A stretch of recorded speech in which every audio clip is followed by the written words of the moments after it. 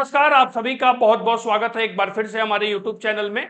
IGI aviation service की तरफ से एयरपोर्ट ग्राउंड स्टाफ और लोडर की 1400 से ज्यादा पदों पर भर्ती निकली हुई है, जिसके एग्जाम के लिए कंप्लीट तैयारी हमारे चैनल पर करवाई जा रही है। हम पहले भी 2 क्लासेस कर चुके हैं। अभी तक आपने उन 2 क्लासेस को नहीं देखा है तो इस वीडियो के डिस्क्रिप्शन में प्लेलिस्ट का लिंक मिल जाएगा, वहां से क्लिक करके उन दोनों क्लासेस को भी जरूर देखिएगा।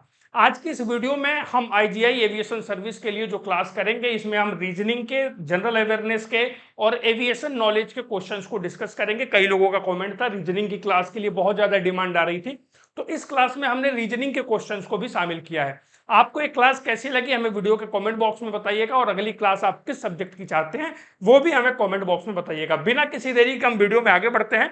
पहले हम रीजनिंग के प्रश्नों को डिस्कस करेंगे।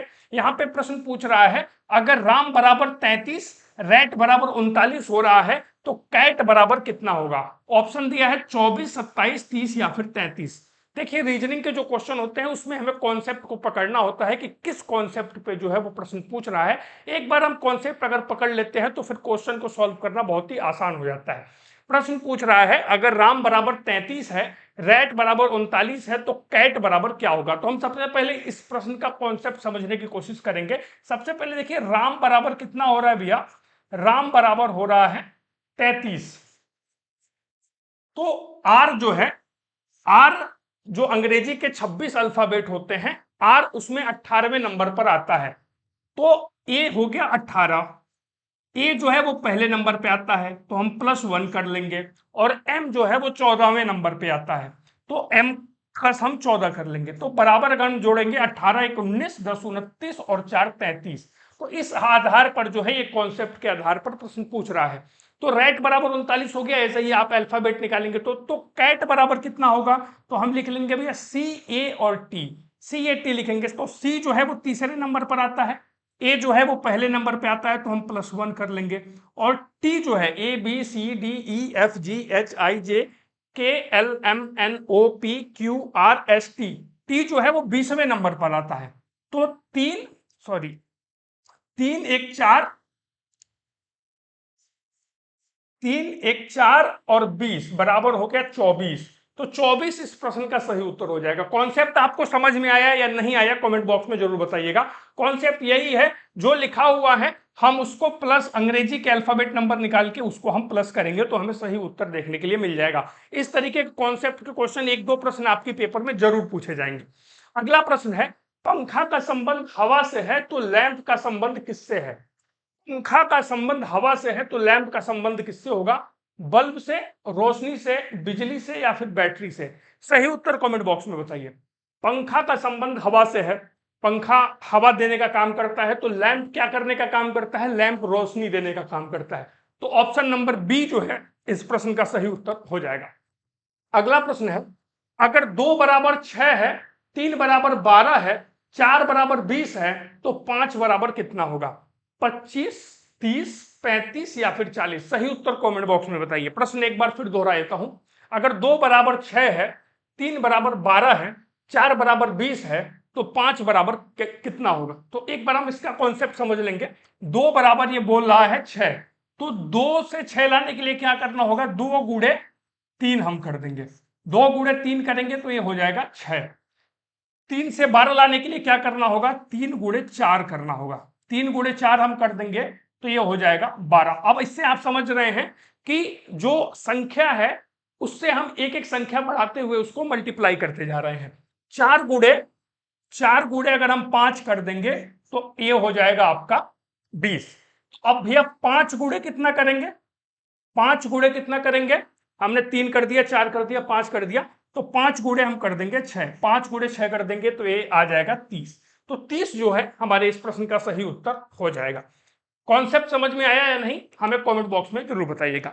अगला प्रश्न है, एक ट्रेन 60 किलोमीटर प्रति घंटा की गति से चल रही है तो 30 मिनट में वो कितनी दूरी तय करेगी। सही उत्तर कमेंट बॉक्स में बताइए। 20 किमी, 25 किमी, 30 किमी या फिर 40 किमी। सही उत्तर कमेंट बॉक्स में बताइएगा। एक ट्रेन है जो 60 किलोमीटर प्रति घंटा की गति से चल रही है तो 30 मिनट में कितनी दूरी तय करेगी। तो भैया स्पीड कितनी है, स्पीड है उसकी 60 किलोमीटर प्रति घंटा की रफ्तार से, और 60 किलोमीटर प्रति घंटा की रफ्तार से उसकी स्पीड है। और 1 घंटे में मिनट कितने होते हैं? तो 60 मिनट होते हैं। 1 घंटे में आपके 60 मिनट होते हैं। तो 60 मिनट में ये 60 किलोमीटर चल रही है, तो 30 मिनट में ये 30 किलोमीटर चलेगी। तो ऑप्शन नंबर सी इसका जो है वो सही उत्तर हो जाएगा। अगला प्रश्न है, देखिए ध्यान से, 64 32 16 8। 64 32 16 8, तो अगली संख्या क्या होगी? 4 2 6 1। सही उत्तर कमेंट बॉक्स में बताइए। 64 32 16 8 है, तो अगली संख्या क्या होगी? 4 2 6 1। सही उत्तर कमेंट बॉक्स में बताइएगा।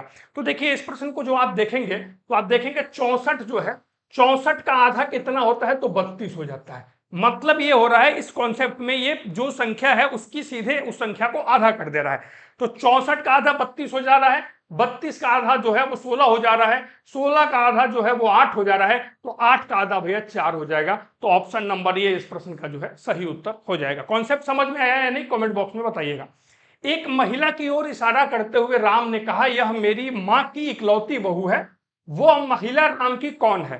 मां, पत्नी, बहन या फिर भाभी? सही उत्तर कमेंट बॉक्स में बताइएगा। एक महिला की ओर इशारा करते हुए राम कहता है कि ये महिला जो है ये मेरी मां की इकलौती बहू है, तो महिला राम की कौन लगेगी? तो भैया वो महिला जो है राम की पत्नी लगेगी, क्योंकि राम की इकलौती बहू कह रहा है। अगर केवल बहू कहता तो वो उसकी भाभी भी हो सकती थी, वो उसकी भाभी भी हो सकती थी, लेकिन इकलौती बहू कह रहा है, इससे स्पष्ट होता है कि राम अपनी मां का इकलौता बेटा है, तो इकलौती बहू जो है वो उसकी पत्नी हुई। ऑप्शन नंबर बी इस प्रश्न का सही उत्तर हो जाएगा। ये ब्लड रिलेशन वाले क्वेश्चन है, बहुत पूछे जाते हैं। अगला प्रश्न है, 8 गुणे 20 हो रहा है, 8 गुणे 2 बराबर 20 हो रहा है, 6 गुणे 3 बराबर 21 हो रहा है, तो 4 गुणे 5 बराबर कितना होगा? सही उत्तर कमेंट बॉक्स में बताइए। ऑप्शन दिया हुआ है 18 20 22 24। 8 गुणे 2 बराबर 20 हो रहा है और 6 गुणे 3 बराबर 21 हो रहा है, तो 4 गुणे 5 बराबर कितना होगा? देखिए भैया, 8 गुणे 2 हम करते हैं तो ये हो जाता है बराबर 16, ठीक है। और 16 में अगर हम धन 4 जोड़ देते हैं, धन 4 कर देते हैं, तो ये हो जाता है 20, ठीक है। वैसे ही 6 गुणे 3 अगर हम करते हैं तो ये हो जाता है 18, और 18 में हम 3 जोड़ देते हैं तो ये हो जाता है 21। तो इससे आप लोगों को समझ में आ गया होगा कि ये जो है जो संख्या जुड़ने वाली संख्या को यहाँ पे कम करता जा रहा है। तो इसी प्रकार हम 4 गुणे अगर 5 करते हैं तो ये हो जाता है 20, और हमने यहाँ 4 जोड़ा है, यहाँ 3 जोड़ा है, तो यहाँ हम जोड़ देंगे 2, तो ये हो जाएगा आपका 22। ऑप्शन नंबर सी इस प्रश्न का सही उत्तर हो जाएगा। एक कॉन्सेप्ट आपको समझ में आया या नहीं, हमें कमेंट बॉक्स में जरूर बताइएगा। अगला प्रश्न है, यदि किसी महीने की 1 तारीख को शुक्रवार है, तो उस महीने की तीसरी सोमवार कौन सी तारीख को होगा? यदि किसी महीने में 1 तारीख को शुक्रवार पड़ रहा है, तो उस महीने का जो तीसरा सोमवार है वो किस तारीख को पड़ेगा? 15 तारीख को, 18 तारीख को, 17 तारीख को या फिर 21 तारीख को? सही उत्तर कमेंट बॉक्स में बताइएगा। देखिए 1 तारीख को कौन सा दिन पड़ रहा है भैया? 1 को पड़ रहा है आपका फ्राइडे, 1 को आपका फ्राइडे पड़ रहा है, तो सोमवार कब पड़ेगा? 2 को शनिवार हो जाएगा, 3 को रविवार हो जाएगा, और 4 को पहला सोमवार पड़ेगा। 4 को पहला सोमवार पड़ेगा। तो अब 4 को जब पहला सोमवार पड़ेगा तो दूसरा कब पड़ेगा भैया? 7 दिन बाद, यानी कि 11 को पड़ेगा। पहला अगर 4 को पड़ रहा है तो दूसरा 7 दिन बाद पड़ेगा, यानी कि 11 को पड़ेगा, और जो तीसरा पड़ेगा वो पड़ेगा आपका फिर 7 दिन बाद, यानी कि 18 को पड़ेगा। तो 18 जो है ऑप्शन नंबर बी इस प्रश्न का सही उत्तर हो जाएगा। अगला प्रश्न आपकी स्क्रीन पे है, 5 मजदूर 5 दिनों में 5 कार्य करते हैं, तो 10 मजदूर उन सामान्य कार्यों को कितने दिन में पूरा करेंगे? बहुत आसान सा प्रश्न है। 2 दिन में, 2.5 दिन में, 3 दिन में या 1.5 दिन में? 5 मजदूर क्या करते हैं? 5 दिन में 5 कार्य करते हैं, तो 10 मजदूर उन सामान्य कार्यों को कितने दिन में करेंगे? अब यहां आप देखेंगे कि मजदूरों की संख्या बढ़ रही है लेकिन कार्य की संख्या नहीं बढ़ रही है, यानी कि दिनों में कमी देखने को हमें मिलेगी। तो 5 मजदूर 5 दिन में 5 कार्य कर रहे हैं, तो 10 मजदूर वो काम जो है वो 2.5 दिन में कर देंगे, आधे दिन में कर देंगे, क्योंकि मजदूरों की संख्या दोगुनी हो गई है और कार्य जो है वो सामान्य है।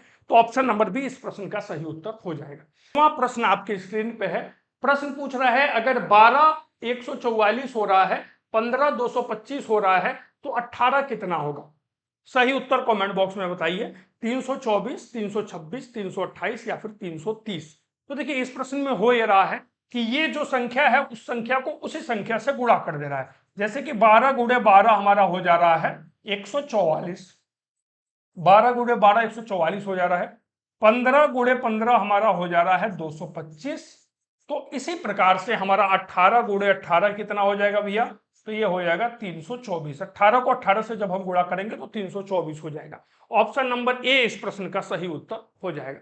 अब हमने रीजनिंग के प्रश्नों को डिस्कस कर लिया, अब हम सामान्य जागरूकता यानी कि जनरल अवेयरनेस के प्रश्नों को डिस्कस करेंगे। भारत का राष्ट्रीय खेल कौन सा है? हॉकी, क्रिकेट, कबड्डी या फिर फुटबॉल? बहुत आसान सा प्रश्न है, उम्मीद है सभी लोग इसका सही उत्तर देंगे।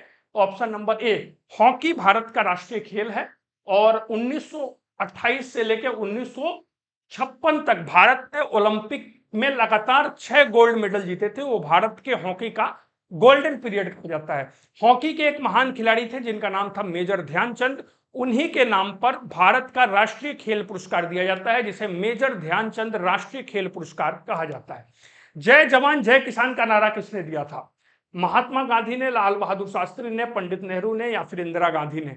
सही उत्तर कमेंट बॉक्स में बताइए। ऑप्शन नंबर बी इस प्रश्न का सही उत्तर हो जाएगा। जय जवान जय किसान का नारा लाल बहादुर शास्त्री ने दिया था जब 1965 में भारत और पाकिस्तान के बीच में युद्ध चल रहा था और देश में खाद्यान्न संकट उत्पन्न हो गया था, तो लाल बहादुर शास्त्री ने किसानों में, जवानों में जोश भरने के लिए यह नारा दिया था।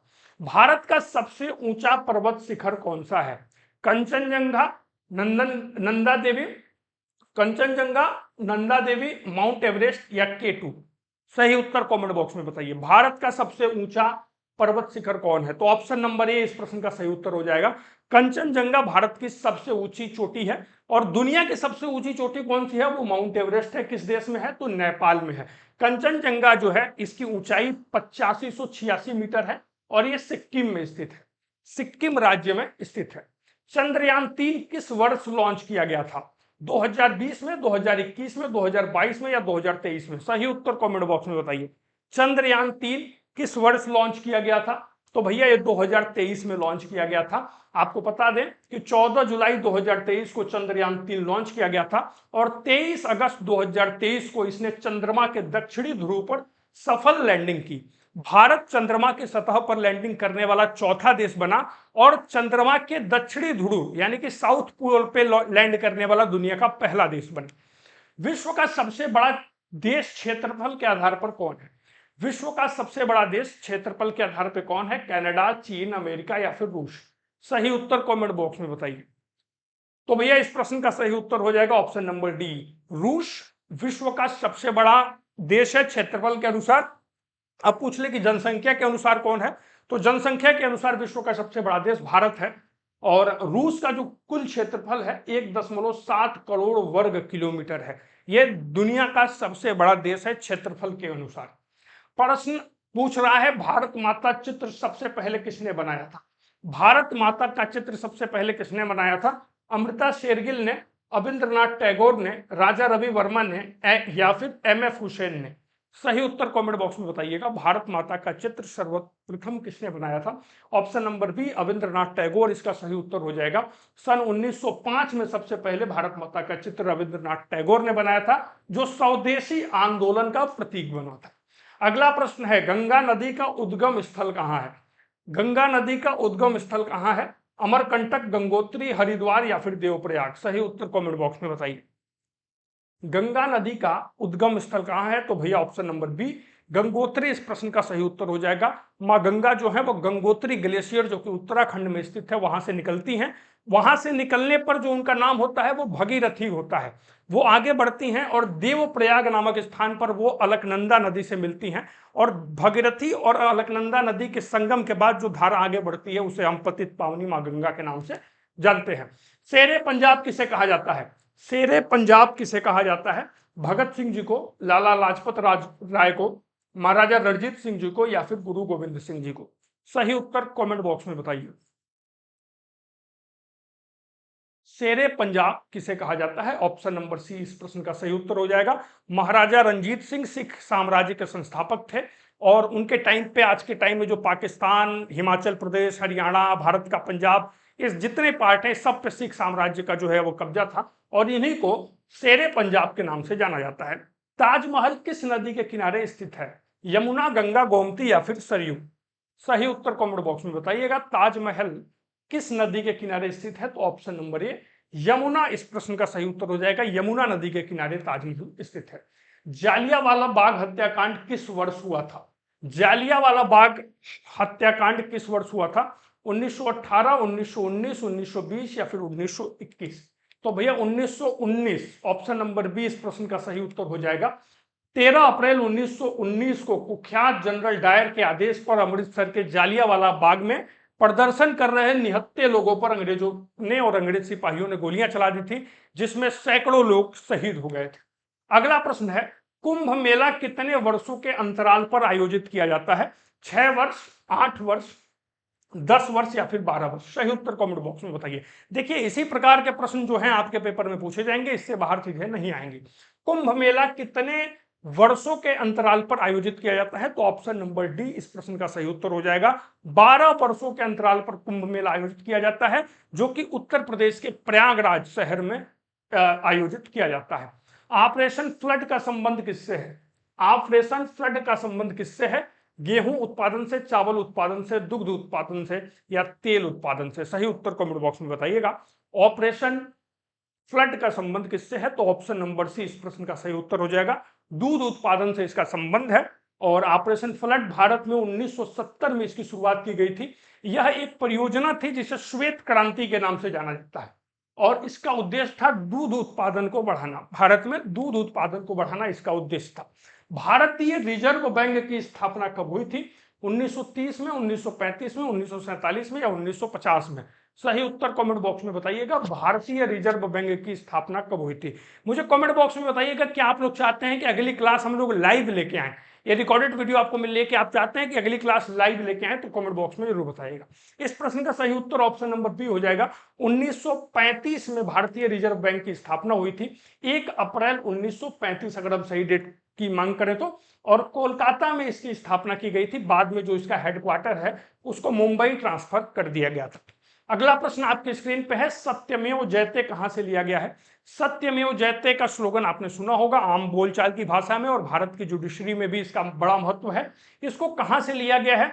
वेदों से, महाभारत से, उपनिषद से या फिर रामायण से? तो ऑप्शन नंबर सी इस प्रश्न का सही उत्तर हो जाएगा। सत्यमेव जयते जो है इसको मुंडक उपनिषद से लिया गया है, जिसका अर्थ होता है सत्य की विजय होती है। अगला प्रश्न है, विश्व स्वास्थ्य संगठन वर्ल्ड हेल्थ ऑर्गेनाइजेशन का मुख्यालय कहां स्थित है?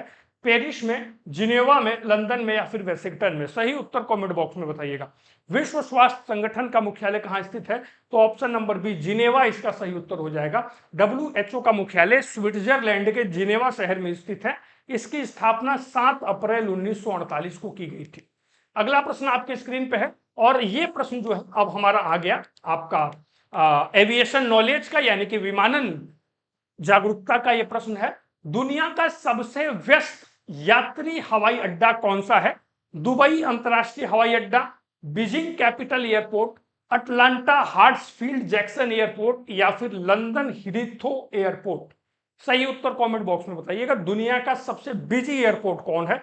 तो option number C Atlanta Hartsfield Jackson airport, जो कि अमेरिका में स्थित है, यह दुनिया का सबसे बिजी एयरपोर्ट है। अब पूछा जाए कि भारत का सबसे बिजी एयरपोर्ट कौन है, तो इंदिरा गांधी इंटरनेशनल एयरपोर्ट, जो कि नई दिल्ली में स्थित है, वो भारत का सबसे व्यस्त, सबसे बिजी एयरपोर्ट है। अगला प्रश्न है, विमान में ILS का मतलब क्या है? विमान में ILS का मतलब क्या है? सही उत्तर कमेंट बॉक्स में बताइएगा। International landing system, instrument landing system, internal light source या इंटीग्रेटेड लिफ्ट स्ट्रक्चर? सही उत्तर कमेंट बॉक्स में बताइए।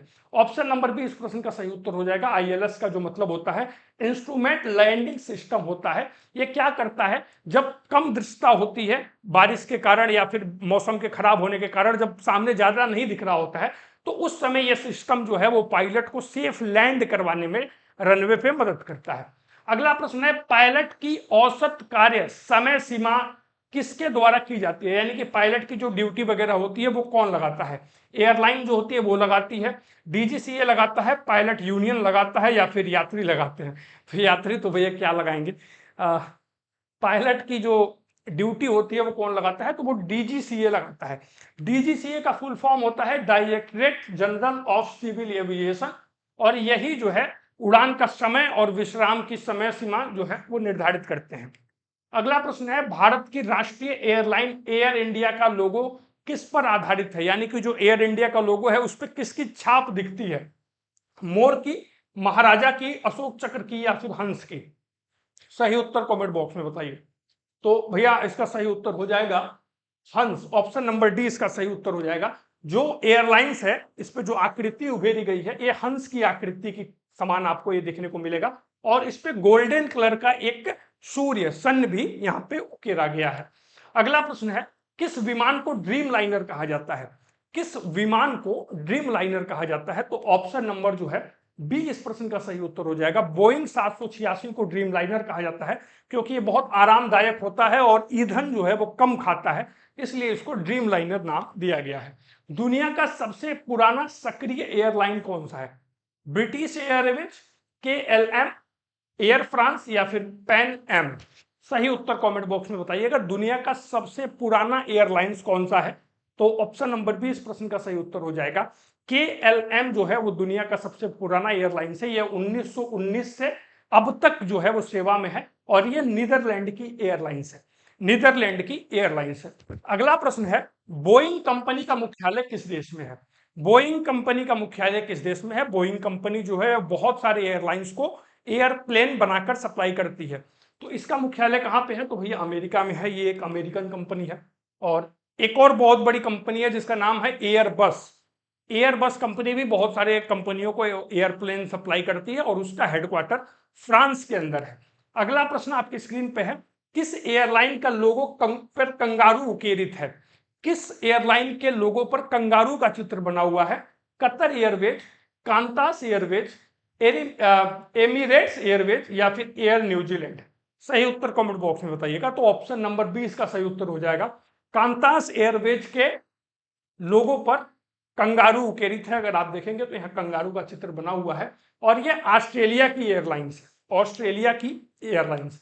अगला प्रश्न है, भारत में किस हवाई अड्डे का कोड DEL है? दिल्ली इंदिरा गांधी अंतरराष्ट्रीय हवाई अड्डा, देहरादून जाली ग्रांट एयरपोर्ट, डिब्रूगढ़ एयरपोर्ट, या फिर देवघर एयरपोर्ट? देखिए, एयरपोर्ट के कोड से जुड़े हुए प्रश्न बहुत ज्यादा पूछे जाते हैं कि ये किसका कोड है, या फिर इस एयरपोर्ट का कोड क्या है, ऐसे प्रश्न बहुत पूछे जाते हैं। तो ये जो DEL है वो दिल्ली एयरपोर्ट का कोड है, दिल्ली एयरपोर्ट का कोड है DEL। अगर हम बात करें देहरादून एयरपोर्ट का तो उसका कोड है DED, और डिब्रूगढ़ एयरपोर्ट का कोड है DIB, और देवघर एयरपोर्ट का कोड है DGH। तो बाकी कोडों को आप यहाँ पे एक बार ध्यान दीजिएगा। और आज का अंतिम प्रश्न है, एयरपोर्ट पर टैक्सी वे का उपयोग किसके लिए किया जाता है? एयरपोर्ट पर टैक्सी वे का उपयोग किसके लिए किया जाता है? टेक ऑफ करने के लिए, रनवे से पार्किंग एरिया तक विमान को ले जाने के लिए, यात्री चढ़ाने के लिए, या फिर विमान को ईंधन भरने के लिए? तो ऑप्शन नंबर बी इसका सही उत्तर हो जाएगा। जो टैक्सी वे होता है इसका जो काम होता है वो विमान को पार्किंग एरिया तक ले जाने के लिए, जो जिस एरिया से ले जाया जाता है उसको टैक्सी वे कहा जाता है। तो ये कुल 35 प्रश्न थे। बहुत ही अच्छी क्लास आप लोगों को लगी होगी ऐसा मुझे उम्मीद है। कोई कमी रह गई हो तो कमेंट बॉक्स में बताइएगा। क्या आप अगली क्लास लाइव चाहते हैं, ये भी हमें कमेंट बॉक्स में बताइएगा, और अगली क्लास आप किस सब्जेक्ट की चाहते हैं ये भी बताइएगा। मैं आपसे अगली वीडियो में मिलता हूं, तब तक के लिए धन्यवाद। जय हिंद, जय